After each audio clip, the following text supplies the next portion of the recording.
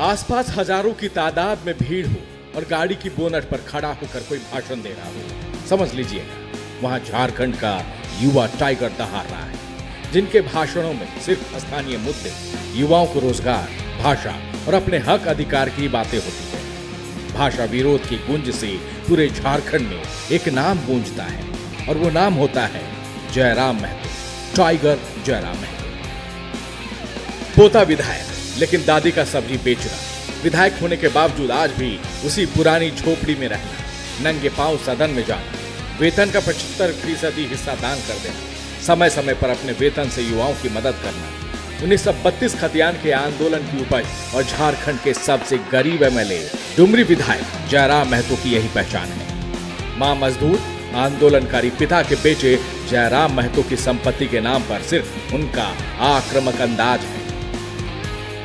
साधारण परिवार से विधायक बनने तक के सफर में जयराम महतो के हिस्से संघर्ष ज्यादा है, लेकिन संघर्ष के इस रास्ते में जयराम महतो का समर्पण है। समर्पण झारखंडियों के लिए, समर्पण झारखंड के युवाओं के लिए, समर्पण उनके सपनों के लिए, और इसी समर्पण का परिणाम है कि सड़क पर आंदोलन करने वाला झारखंड का ये लड़का आज सदन में मुद्दों की लड़ाई लड़ता है। चंद शब्दों में जयराम महतो को परिभाषित नहीं किया जा सकता।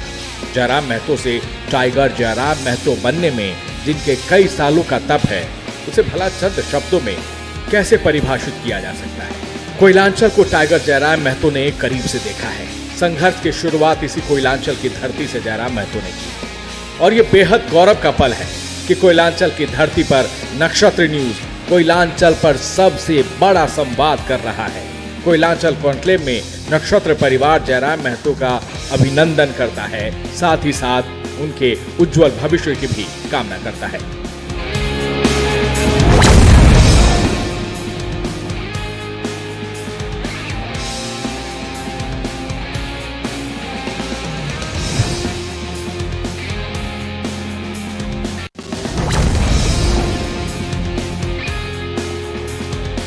सरकारी स्कूल टीचर से झारखंड के पहले मुख्यमंत्री बनने वाले बाबूलाल मरांडी किसी परिचय के मोहताज नहीं है। शिक्षक से लेकर राज्य के पहले मुख्यमंत्री बनने तक बाबूलाल मरांडी की राह में संघर्ष है, पीड़ा है और कुर्बानी भी। आरएसएस के विचारों में ऐसे जकड़े कि पढ़ाई के दौरान ही राष्ट्रीय स्वयंसेवक संघ से जुड़ गए और 1983 में संघ ने बाबूलाल मरांडी को बड़ी जिम्मेदारी सौंपी। संथाल परगना में विश्व हिंदू परिषद के संगठन मंत्री की जिम्मेदारी इन्हें सौंपी गई। 1991 में बीच आज आप विधायक हैं और आज भी आपका वही जज्बा है और वही क्रांतिकारी तेवर। उस दिन को और आज के दिन को कैसे देखते हैं? सबसे पहले तो मैं नक्षत्र की पूरी टीम का इस कॉन्क्लेव के लिए धन्यवाद, आभार, अभिनंदन करता हूं। इस कार्यक्रम स्थल में उपस्थित सभी सम्मानित अतिथियों का, विभिन्न संस्थाओं से जुड़े लोगों का मैं अभिनंदन, आभार करता हूं। जी बिल्कुल, निसंदेह जब वो आंदोलन था, वो तारीख भी शहीद आजम भगत सिंह और उनके साथियों की शहादत दिवस की तारीख थी, और छात्रों के प्रोटेस्ट को लेकर हम लोग विधानसभा का घेराव करने को गए थे। और उस प्रोटेस्ट के दौरान तमाम वो प्रशासन के द्वारा हथकंडे अपनाए गए जो एक आंदोलन को दबाने के लिए किए जाते हैं, चाहे आंसू गैस की बात हो, रबड़ गोलों की बात हो या लाठीचार्ज की बात हो, तमाम हथकंडे अपनाए गए थे। और लेकिन उस दिन उस आंदोलन से एक चीज तो समझ में आई थी कि आज बेशक जो लोग हम पर ये हथकंडे कर रहे हैं, कल को यही लोग हमें सलामी देंगे, और वो बदलाव हुआ। महज 2 सालों के कालखंड में, 1.5 सालों के कालखंड में ये परिवर्तन हुआ। तो ये केवल और केवल आपके संघर्ष, आपका प्रयास और कुछ चीजें लक भी डिसाइड करती है, कुछ चीजें आपकी नियति भी आपको डिसाइड करती है, और नियति का कुछ ना कुछ रहा। कितने कम समय में, क्योंकि मैंने कभी सपने में नहीं सोचा था कि मैं एक एमएलए के रूप में आऊंगा, क्योंकि जिस परिवार से हम लोग संबंध रखते हैं, बड़ी मुश्किल से हम लोग वहां 3rd 4th ग्रेड की नौकरी की तैयारी करते हैं। और स्वाभाविक है, सबसे पहले मैंने भी जो सबसे कम उम्र में नौकरियां मिलती है इंडियन आर्मी में या फिर वायु सेना कहिए, जल सेना कहिए, उनमें मैंने प्रयास किया था, लेकिन कुछ कुछ कारणों से मैं वहां सफल नहीं हो सका। तो स्वाभाविक है, जिस परिवार से हम लोग आते हैं, अभी तो चाची का एक पिछड़ा क्षेत्र आज भी धनबाद दो प्रकार का धनबाद है। जिस धनबाद की हम धनबाद में बैठकर बात करते हैं और टुंडी और तोपचाची से उसकी तुलना करते हैं तो जमीन आसमान का हम अंतर पाते हैं। यहाँ के लोगों की आमदनी में और वहां के लोगों की आमदनी में, यहाँ के लोगों के कार्यशैली में, वहां के लोगों की कार्यशैली में जमीन आसमान का अंतर है। तो मैं उस तोपचाची से आता हूं जो ग्रामीण पृष्ठभूमि से पे आधारित है, और बिल्कुल वहां से कोई लड़का कैसे सपना देखे कि मैं एक विधायक बनूंगा।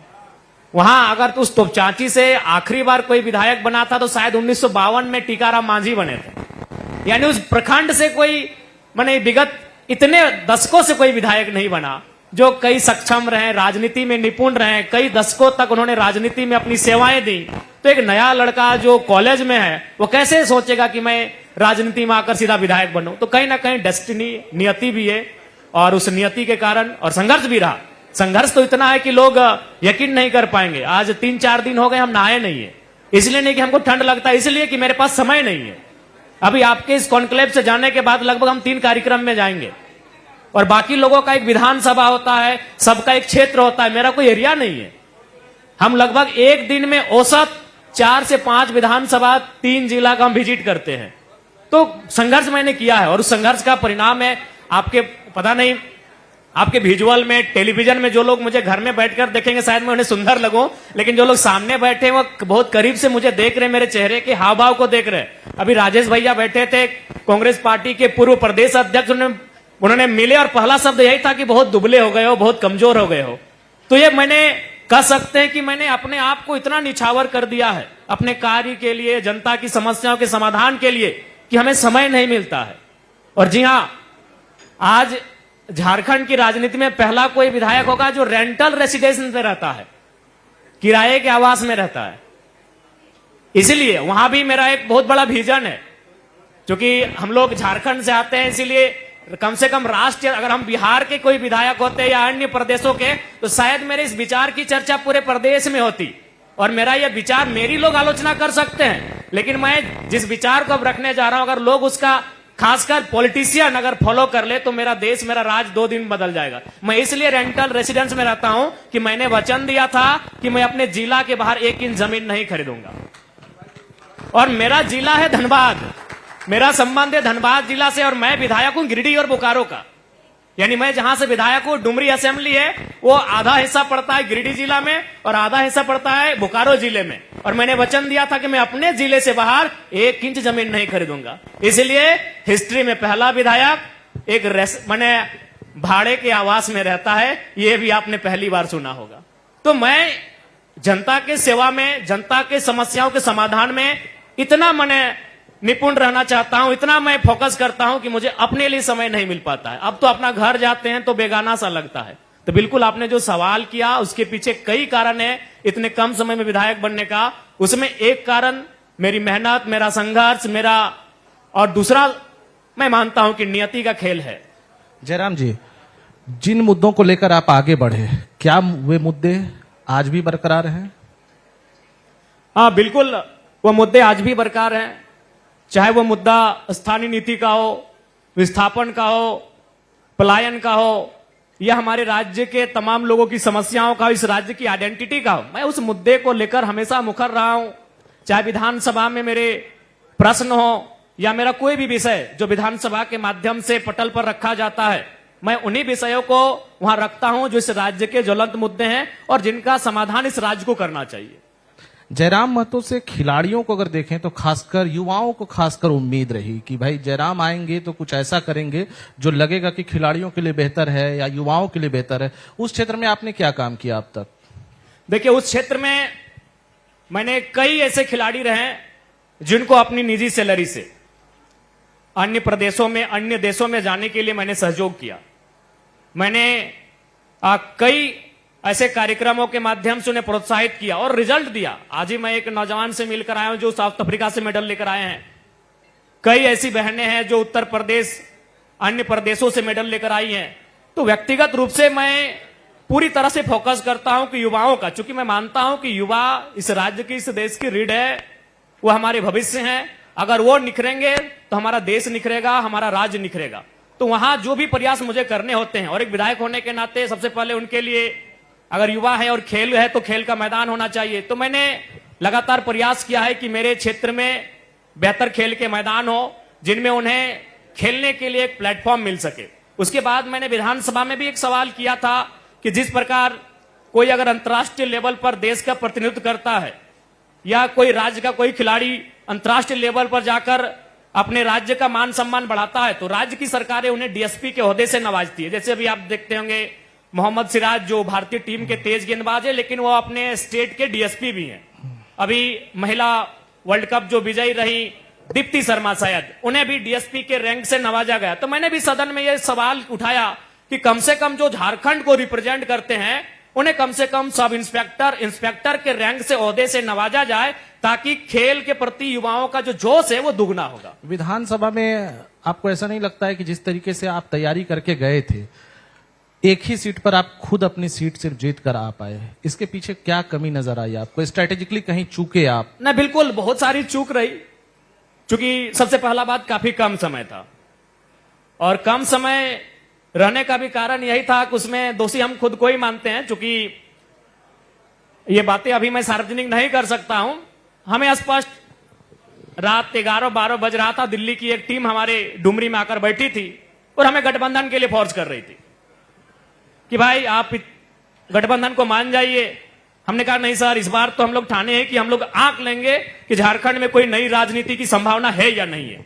नए युवा जिनके पिता, जिनके दादा, जिनकी दादी, जिनके घर में कोई राजनीतिक संबंध नहीं रखता हो, ऐसे युवा राजनीति में आ सकते हैं कि नहीं आ सकते हैं, ये हम आंक लेंगे, इसलिए गठबंधन नहीं करेंगे। यकीन मानिए अगले दिन 4 बजे आचार संहिता का घोषणा होता है और मात्र 30 दिन का समय, पहली बार झारखंड में 30 दिन में चुनाव कराया जाता है। तो इसके पीछे एक कारण जयराम महतो भी था, क्योंकि यहां से जो फीडबैक गया था कि जयराम महतो बहुत ही जबरदस्त स्पीकर है, वो जितनी जनसभाओं में पहुंचेगा उतना वोट इंक्रीज होगा।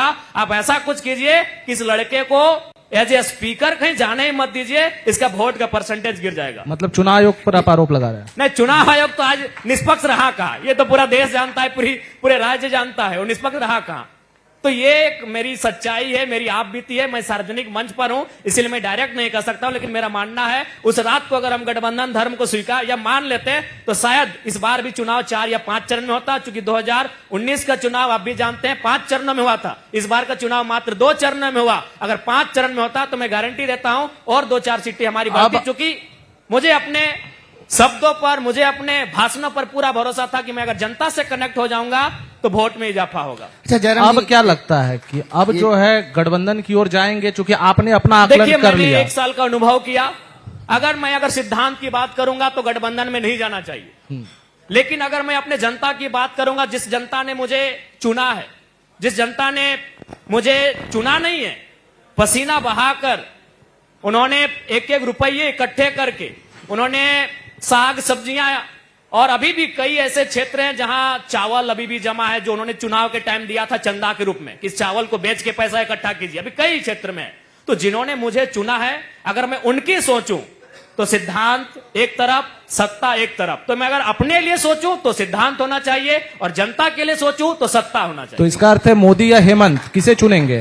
वो परिस्थितियां तय करेंगी। माने आप किधर भी जा सकते हैं? वो परिस्थितियां तय करेंगी। चूंकि मेरा मानना है कि मैं अपने आप को मान रहा हूं, मैं किधर भी रहूं, मैं कैसे भी रहूं, अगर मेरे विचार सही है, मेरे कार्य करने का तरीका सही है, तो मैं जनता के लिए हमेशा आइडियोलॉजी में बहुत अंतर है जयराम जी। आप अगर आइडियोलॉजी की बात करें, आइडियोलॉजी में अंतर रहता है, लेकिन आज जो परिस्थितियां हैं कि आप कैसे काम जनता का निकालते हैं, कैसे उनका काम होता है, ये इंपॉर्टेंट है। इसीलिए जनता के लिए मैं अब जो भी निर्णय लूंगा उस जनता क्या के लिए आने वाले दिनों में हम लोग ये देख सकते हैं कि जयराम महतो एनडीए या फिर कांग्रेस जेएमएम वाली देखिए, किसी गठबंधन भी में जा सकते हैं? संभावनाओं से अब इनकार नहीं कर सकते हैं, या हो सकता है आने वाले दिन कुछ ऐसा होगा कि हमारी जो सिंगल थर्ड फ्रंट है वो और ज्यादा मजबूत होगी। चूंकि अभी देख रहे हैं क्या हालात हैं अंदर, खासकर आप लोग के माध्यम से सूचना मिलती है कि गठबंधन इस ओर जाएगा, इस ओर जाएगा। तो राजनीति में कब कैसा मोड़ आएगा, कब कैसा करवट लिया जाएगा, ये कोई नहीं जानता है। हम लोग इतना जानते हैं कि हम लोग अच्छा करेंगे तो आगे चर्चा तो चलेंगे। ये भी थी कि जयराम महतो हो सकता है मंत्री बन जाएं।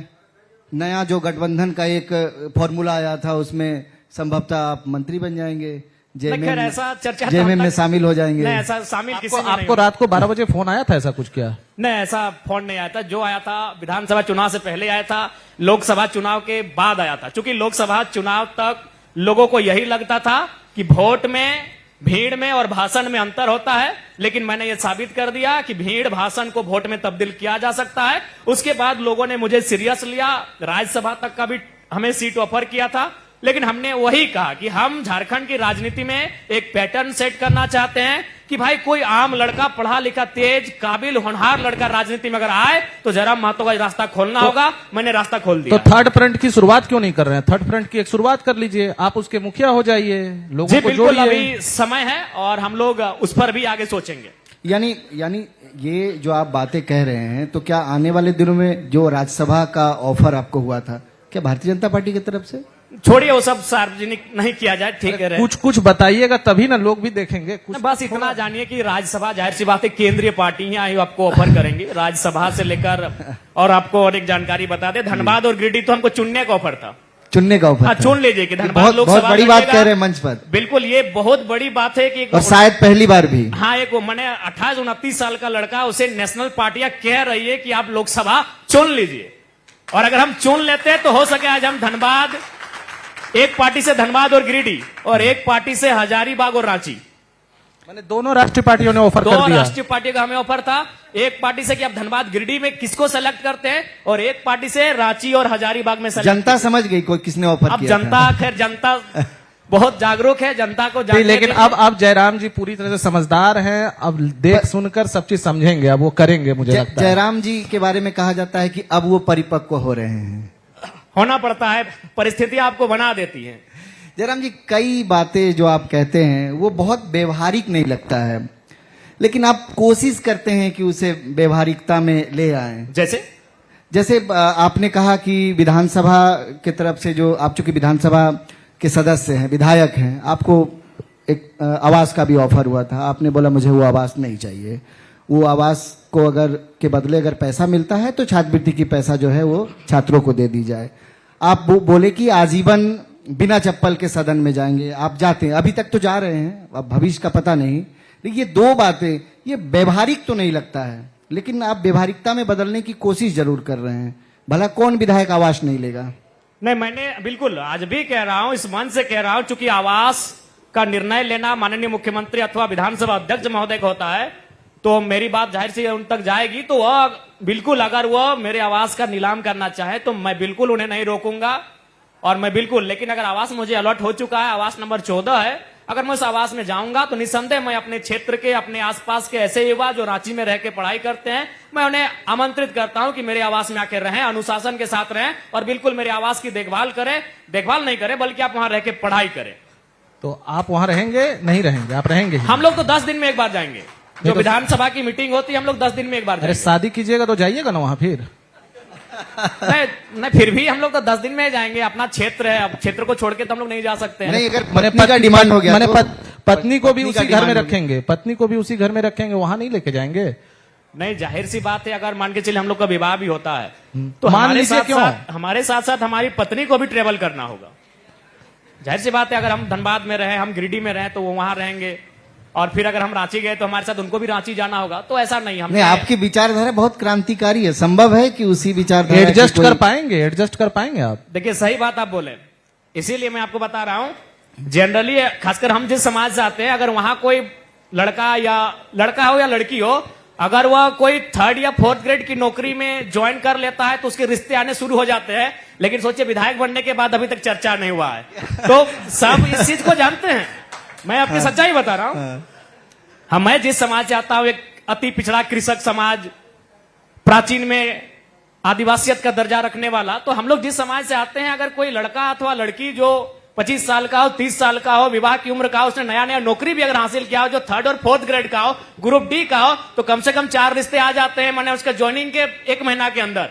लेकिन आज साल भर के अंदर मेरा विवाह का चर्चा नहीं हुआ, इसका मतलब लोग जानते हैं कि भाई एडजस्ट होना बड़ा टफ है। नहीं, लड़की करना चाहती होगी, हमको लगता है माँ बाप ही तैयार नहीं हो रहे होंगे, इनको देख के क्यों झंझट मोले हम लोग। अब जो भी, मैं अपने आपको सच्चाई बता रहा हूं, आज साल भर तक ना मेरे माँ ने मुझे आपके कभी कहा कि आपके लिए कोई रिश्ता आया है, ना मेरी दादी ने कहा, ना मेरे मामा ने कहा, ना मेरे मौसा ने कहा, किसी ने नहीं। आप खुद चुन लीजिए। ठीक है, वो तो अलग बात है, वो भविष्य की बात है। मतलब चुन चुके हैं। नहीं नहीं, ऐसा अभी समय ही नहीं मिला हम लोग को। जयराम जी, एक आरोप आप पर लगता है, आपकी चर्चा तो अब राष्ट्रीय स्तर पर होने लगी, जिस तरीके से झारखंड में आपने चुनाव जीता, जो अंदाज था आपका, जो तरीका है, राष्ट्रीय पार्टियां ऑफर कर रही हैं आपको, ये 60-40, आपके पास तो 60 वाले छात्र भी आते हैं, 40 वाले भी आते हैं, किसके साथ है भाई? है तो दोनों छात्र, लेकिन आप 60-40 के मुद्दे पर नहीं। देखिए, हम सभी के साथ ऐसा नहीं, हमारा कहना है, देखिए सबसे पहला बात, आज एक बहुत बड़ा मंच है और विशेषकर धनबाद एक बहुत बेहतरीन जगह है इस बात को रखने को। आज देखिए, मेरा क्या कहना है कि ये राज्य हमारा है और इस राज्य के जो ओरिजिनल लोग हैं, जिनका इस राज्य के अलावा कहीं कोई ताल्लुक नहीं है, उनको पहला अधिकार मिले। जैसे अभी हमारी दीदी पूर्व विधायक जी कह रही थी कि भाई कुछ लोग गुजरात से आए, कुछ महाराष्ट्र से आए, सबका स्वागत है, लेकिन ध्यान रहे, जो लोग गुजरात से आए उनका गुजरात से वास्ता है, जो महाराष्ट्र से आए उनका महाराष्ट्र से वास्ता है, जो बिहार से आए उनका बिहार से वास्ता है, लेकिन हम यहीं के, हमारा इसके अलावा कहीं से वास्ता नहीं है। तो वही हम कहते हैं, पहला हक हमारा हो, प्राइमरी हमारी हो, सेकेंडरी में आप हो। हमने कभी नहीं कहा कि बाकी लोग यहां से चले जाएं या आप यहां व्यापार ना करें, आप यहां रोजगार ना करें। अगर हम स्थानीय नीति की बात करते हैं 1932 खतियान के आधार पर, उसके बाद उसको नियोजन नीति में अप्लाई करने की बात करते हैं, तो झारखंड राज्य की नौकरियों में हम अगर कोई बीएसएफ का जवान अगर यहां ड्यूटी करने आएगा तो क्या हम उसे रोक पाएंगे? कोई अगर यहां उपायुक्त आएगा जो देश का सर्वोच्च एग्जाम को पास करके आएगा, क्या हम उसको गो बैक करेंगे? अरे भाई, जो झारखंड नामधारी नौकरियां होंगी, चपरासी होगा, हवलदार होगा, झारखंड पुलिस होगा, जिला पुलिस होगा, झारखंड की नौकरियां होंगी, अगर उसमें हम अपनी आवाज को बुलंद नहीं करेंगे तो ये दुर्भाग्य है। तो इसलिए मैंने स्पष्ट कहा है कि मेरी बातों को समझने की आवश्यकता है। जयराम महतो सिर्फ कुर्मी के नेता के रूप में एस्टेब्लिश होना चाहते हैं या ओवरऑल एस्टेब्लिश होना चाहते हैं? हम लोग तो ओवरऑल होना चाहते हैं, लेकिन सबको हमसे भय है कि ये जिस पैटर्न में राजनीति करने आया है, अगर सक्सेसफुल हो जाएगा तो बाकी लोगों का जो बनाया बनाया विरासत है उसमें बहुत ही दरार पड़ जाएगी। तो इसलिए सभी रोकना चाहते हैं, सभी चाहते हैं कि हमको आइसोलेट कर दें, सभी चाहते हैं, सभी पार्टियां चाहती है कि जयराम महतो को आइसोलेट कर दिया जाए, उसे एक विशेष वर्ग का नेता घोषित कर दिया जाए। लेकिन सच्चाई यह है कि हमने सभी वर्ग, सभी तबके के लिए आवाज उठाई है। और आज मैं आपको पूरे विश्वास के साथ कहता हूं, पत्रकार बंधुओं, चूंकि यहाँ पत्रकार बंधुओं का कार्यक्रम है तो जाहिर सी बात है आपकी संख्या भी ज्यादा होगी। आप हिडनली किसी विधायक के आवास में चले जाइए, हिडनली समस्याओं को रखने के लिए वो पहला काम उसका करते हैं जो उसका कार्यकर्ता लेके जाता है। अगर गलती से उसको भनक लग गई कि आप उसके समर्थक नहीं है तो आपको दूर से ही हटा देते हैं। और आप जयराम महतो के पास चले जाइए, कोई फर्क नहीं पड़ता आप कहां से आए हैं, आपको जरूर एक बार पूछेंगे कि मामला कहां है, डीसी लेवल का मामला है, एसपी लेवल का मामला है, या अगर गवर्नर लेवल का भी मामला है तो जनता दरबार से फोन करते हैं। आप जयराम जी कह रहे हैं कि कैटेगरी वाइज जो है आपको पॉलिटिकल पार्टियां बना रही है, लेकिन आप खुद भी होना चाह रहे हैं, ये आपको नहीं लगता है? आप जो है कुर्मी हैं तो हमको एसटी में शामिल कीजिए, तो इसको क्या लेंगे? एसटी वाले क्या सोचेंगे? मैं एक लाइन इसमें जोड़ दे रहा हूं। कुर्मी आंदोलन के बाद जो कुर्मियों को एसटी में शामिल किया जाए, उसके बाद से ये चर्चा जोर पकड़ने लगी। मोटे तौर पर बहुत ज्यादा इस बात की चर्चा होती है कि जयराम जो है विशेष जाति वर्ग के लीडर हैं, वो है कुर्मी। देखिए, अच्छा एक बात बताइए, कुर्मी समाज का, कुर्मी समुदाय का शेड्यूल ट्राइब की सूची में सूचीबद्ध होना, क्या ये मेरी मांग है? क्या ये मेरे आने के बाद की मांग है? ये मांग कई दशक पुरानी है, जब मेरा जन्म नहीं हुआ था तब से ये मांग है।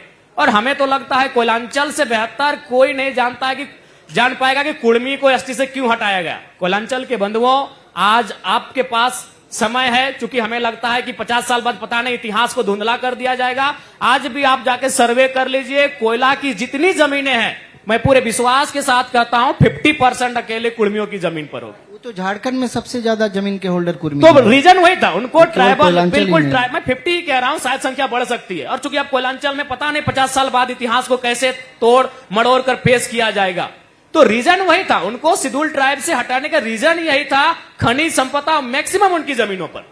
अब किसी की बात करें, धनबाद में आपकी जानकारी की बता लो, धनबाद में टाटा 2 जगह कोयला खनन का काम करती है।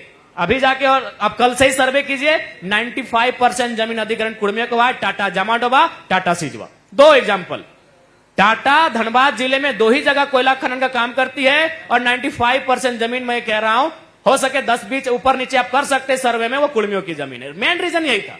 और आप कोयलांचल के लोग समझेंगे कुर्मियों के दर्द को कि शेड्यूल ट्राइब्स उन्हें क्यों हटाया गया, रीजन यही था। अब और देखिए कब हटाया गया 1950 में, दिसंबर का महीना 1950 में। और उसके बाद क्या हुआ, सिंदरी, पुनः कहूंगा अभी चले जाइए, सिंदरी जो आपका कारखाना खड़ा है उसमें लगभग 90% जमीन कुड़मियों की है। जैसे ही 1950 में हटाया गया, कारखाना तैयार हो गया 1951 में, और कहां, एशिया का सबसे नामी कारखाना। तो ये चीजों को आपको जानना होगा कि कैसे हटाया गया, क्यों हटाया गया, उसके पीछे तर्क क्या था, कारण क्या था। यही कारण था कि मैक्सिमम जमीनें जहां से खनिज संपदा मिल रहा है छोटा नागपुर के पठार में, उसके स्वामी कुड़मी थे। आदिवासियों को कैसे समझाएंगे आप कि हम भी देखिए, आपके नेता आदिवासी हैं? बंधुओं को भी समझना होगा, उनको भी समझना चाहिए। देखिए, उनके माइंड में एक ये चीज डाल दिया जाता है कि 26% का जो आरक्षण आपको दिया जा रहा है राज्य सरकार में, उसमें अगर कुड़मियों की एंट्री होती है तो उसमें आपका हकमारी होगा। दूसरा बात, कुछ सीटें जिनमें कुड़मी लड़ सकते हैं, कुछ सीटें हैं जिनमें अगर कुड़मी शेड्यूल ट्राइब की सूची में शामिल होते हैं तो वो लड़ सकते हैं। बाकी संथाल परगना की सीटें, गुमला की सीटें, सिमडेगा की सीटें, खूंटी की सीटें, लातेहार की सीटें, लोहरदगा की सीटें, वहां से कुड़मियों का कोई विशेष वास्ता नहीं है। आपने कोशिश क्यों नहीं किया कि आदिवासियों की एक जनसभा बुलाई जाए, उसमें उनको समझाया जाए? देखिए, आज भी दो एकेडमिक लोग हैं। अच्छा, एक बात बताइए, क्या कुड़मियों की जो मांग है वो केवल मैंने समर्थन किया है, शिबू सोरेन जी ने समर्थन किया है, रामदयाल सिंह मुंडा जी ने समर्थन किया है, बागुन सुमरे जी ने समर्थन किया है, मिंज साहब ने समर्थन किया है, सूर्य सिंह बेसरा जी ने समर्थन किया है। कई ऐसे तेज तरह आदिवासी नेता जिनका इस राज्य की राजनीति में एक बहुत ऊंचा दर्जा है, कद है, उन्होंने समर्थन किया। आज क्या झारखंड मुक्ति मोर्चा और कांग्रेस जैसी पार्टियां इसका समर्थन कर रही हैं क्या? देखिए, झारखंड मुक्ति मोर्चा तो अपने हर वादे में खिलाफ चली गई। सरकार बनाने के बाद उन्होंने जो जो वादा किया था, बड़ी मुश्किल से उन वादों को उन्होंने पूरा किया है। आप झारखंड मुक्ति मोर्चा का 1980 के दौर के अधिवेशन का आप तमाम आंकड़ों को ले आइए, उनके घोषणा पत्र को ले आइए, उसमें स्वर्णिम साफ साफ लिखा है कि जब उनकी सरकार बनेगी, राज्य अलग होगा, तो कुड़मी समाज को शेड्यूल ट्राइब की सूची में शामिल करने के लिए वो प्रयास करेंगे। ये तो झारखंड मुक्ति मोर्चा का मैनिफेस्टो है। तो फिर आप किस तरीके से कह रहे हैं कि हम हेमंत जी के साथ भी जा सकते हैं?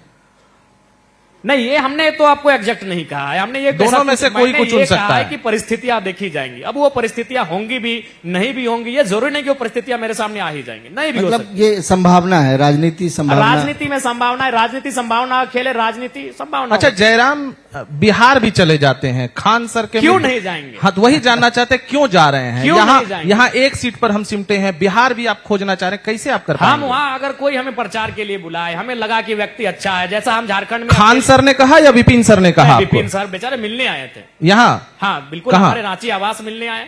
उन्होंने आके हमसे कहा कि मित्र एक दिन आइए हमारे कार्यक्रम में, तो हमने उन्हें वचन दिया और हम चले गए। आपके जाने का असर नहीं हुआ, मात्र 7,000 वोट लेकर आते हैं। नहीं, देखिए, आप भी जानते हैं 7,000 वोट बहुत हुआ, इसलिए बहुत हुआ। तो मैंने आप हराने के लिए गए थे? नहीं, हम जानते थे कि परिणाम बहुत मुश्किल है, लेकिन इसका मतलब ये हम वो शख्स है, जैसे ना आप महाभारत को याद करते, कर्ण को मालूम था कि अंजाम बहुत बुरा होगा, लेकिन वह रणभूमि से नाता नहीं तोड़ता। हमको भी मालूम है कि विपिन सर अभी नए नए चुनाव लड़ रहे हैं, मुखिया से सीधे विधायक का चुनाव लड़ना, अभी इंडिपेंडेंट, अभी बिहार की राजनीति में संभव नहीं है। लेकिन ये तो हमारी सोच थी, हमारा हिम्मत था कि भाई परिणाम क्या होगा मतलब नहीं है। हमारे एक मित्र ने बुलाया, हम वहां जाएंगे और गए। तो जयराम अपनी पार्टी का विस्तार बिहार में करने जा रहे हैं? वो समय तय करेगी। देखिए, सबसे पहला बात है कि जितना लुगवा ततना घुगवा, हमारी भाषा में कहावत है कि जितना लुगवा ततना घुगवा। तो अभी हम लोग झारखंड में देख रहे हैं कि भाई नए नए आए हैं, अभी हम लोग अच्छा काम कर रहे हैं, लोगों का सपोर्ट मिल रहा है, उसी में तमाम जो हमारे ओपोनेंट पार्टियां हैं हमें तोड़ने में, मड़ोड़ने का प्रयास कर रही हैं। तो हम लोग पहले झारखंड को प्रयास करेंगे, फिर अगर हमें लगा कि हम सशक्त हो चले हैं, हमारा वहां एंट्री होना चाहिए, हम लोग जाएंगे। अच्छा जयराम जी, देश में कई ऐसे उदाहरण रहे जो क्रांतिकारी यानी आंदोलन और क्रांति करके जो नेता सत्ता में आए, उनका करियर बहुत लंबा नहीं रहा। उदाहरण के लिए अरविंद केजरीवाल देख सकते हैं, जिस तरीके का आंदोलन उन्होंने किया, उसके बाद आज कहीं ना कहीं सत्ता से गौन है। जयराम महतो उसी तरह का किसी आंदोलन से उपजे, आज आप निश्चित तौर पर विधायक हैं। क्या कुछ रोड मैप है कि आप आगे भी इसी तरीके से जो है बने रहेंगे, या फिर आगे आपका पार्टी का विस्तार होगा, सीटें जीतेंगे, एक थर्ड फ्रंट बनाएंगे झारखंड में? बिल्कुल, हमारा रोड मैप आने वाले सालों का यही है कि सबसे पहले संगठन का विस्तार किया जाए, और जहां जहां संगठन का विस्तार होगा वहां जनता के मुद्दे क्या है, उन मुद्दों के साथ अपने आप को कनेक्ट करना, उन मुद्दों के साथ खड़ा रहना और प्रयास करना। देखिए, जनता काम करने के साथ साथ जो लोग काम करने का प्रयास करते हैं उनकी भी सराहना करते हैं कि भाई इस शख्स ने मेरे लिए प्रयास किया था। तो हम लोग वो काम करेंगे आने वाले जो 4 साल हमारे बचे हैं, और निसंदेह हमें पूर्ण आशा है कि जनता का आशीर्वाद अगला जो चुनाव होगा उसमें इस बार की तुलना में ज्यादा मिलेगा। ये जो आपका अब तक का राजनीतिक का जो सफर रहा है, हम लोग देखते हैं कि जयराम बहुत उग्र हैं। जिस तरीके से आप अधिकारी पदाधिकारियों से बात करते हैं, जिस तरीके से स्पीकर ऑन करके और अधिकारियों को फटकार लगाते हैं, थोड़ी कमी आई है मुझे लगता है पहले की अपेक्षा। पहले जिस तरीके से उग्र थे, इधर से लगता है थोड़ा बैलेंस बना। आपको लगता है कि ये तेवर राजनीति में कम होना चाहिए, या फिर ये तेवर, क्योंकि लोग इस तेवर को पसंद करते हैं, लेकिन राजनीति के सेहत से देखेंगे तो ये तेवर बहुत लंबे समय तक नहीं चल सकता है। देखिए, ऐसा तेवर होना ही नहीं चाहिए, लेकिन परिस्थितियां इसको तय करती है। आप भी जानते हैं कि आज ब्यूरोक्रेट्स की क्या स्थिति है, किसी से छुपी नहीं है। इसी बार के विधानसभा में मैंने तो विधानसभा में भी नाराजगी जताई थी, ऐसा नहीं। बहुत सारे लोग कहते थे कि भाई सदन का एक अलग माहौल होता है और आप मीडिया के सामने कुछ भी कह देते हैं, भाषणों में कुछ भी कह देते हैं। तो मैं जो मीडिया में कहता हूं, जो मैं भाषणों में कहता हूं, सभाओं में कहता हूं, मैंने वही सदन में भी उठाया। और ये सच्चाई है। अगर मान के चलिए प्रशासनिक व्यवस्था ठीक से काम करेगी तो जाहिर सी बात है हमें तेवर दिखलाने की कोई आवश्यकता नहीं है, ना हमें उग्र रूप धारण करने की आवश्यकता है। ये परिस्थितियां तय करती है। अगर हम व्यक्तिगत मेरी बात करें तो हम भी चाहेंगे कि हर एक IAS IPS से मेरा रिश्ता अच्छा हो, मेरा गुडविल हो, हम भी उनके कार्यक्रमों में उपस्थित हों। लेकिन अगर जनता के दृष्टिकोण से देखा जाए तो आपका तेवर, आपकी आक्रामकता, आपकी उग्रता जनता का कार्य तय करती है, जनता के तरीके तय करते हैं कि भाई जनता किन तरीकों के साथ लोगों के साथ अधिकारियों से मिल रही है, उनका समाधान कैसा हो रहा है। अगर समाधान हो जाएगा तो हमें इन तेवरों की कोई आवश्यकता नहीं है। जयराम महतो ने अभी खुद आपने कहा कि 5-6 विधानसभा क्षेत्र जो है उसमें पूरी मेहनत कर रहे हैं, इस इलाके में खासकर इन 3 जिलों में। संथाल परगना में मेहनत क्यों नहीं कर रहे हैं उस तरीके से? संथाल परगना हमारे घर से दूर पड़ता है। मेरे कहने का तात्पर्य यह है महोदय कि मैं उन क्षेत्रों में आता जाता हूं जो 100 किलोमीटर के दायरे में आते हैं, तो 70 किलोमीटर के दायरे में आते हैं। तो मैं उन क्षेत्रों में आ जा रहा हूं जो संभव है कि मैं जाके फिर आ जाऊं। तो इसलिए अगर संथाल परगना मेरा पड़ोसी जिला होता, जैसे मैं पड़ोसी जिला जामताड़ा है, मैं वहां तक जाता हूं, गिरिडीह तक जाता हूं, कभी कभी देवघर तक जाता हूं। लेकिन जो दूर हो जा रहा है, पाकुड़ आपका, गोड्डा आपका, साहेबगंज आपका, दुमका, नहीं तो आपको जयराम जी चुनाव तो लड़ना है ना। बिल्कुल बिल्कुल, वहां हम लोग एक राजनीतिक दृष्टिकोण से, बिल्कुल राजनीतिक दृष्टिकोण से जाएंगे, संगठन के विस्तार के दृष्टिकोण से जाएंगे। लेकिन बाकी जो जिले हैं वो हम अपना घरेलू व्यवहार के तौर पे जा रहे हैं। कोई भी कार्यक्रम हो रहा है, कोई भी समस्याएं हो रही है, उनका इन्विटेशन मिल रहा है, हम चले जा रहे हैं। ऐसा तो नहीं कि वहां डर लगता है कि यार आदिवासी इलाका है, जाएंगे, हमको डर नहीं ना है? डर नहीं, कोई डर नहीं लगता है।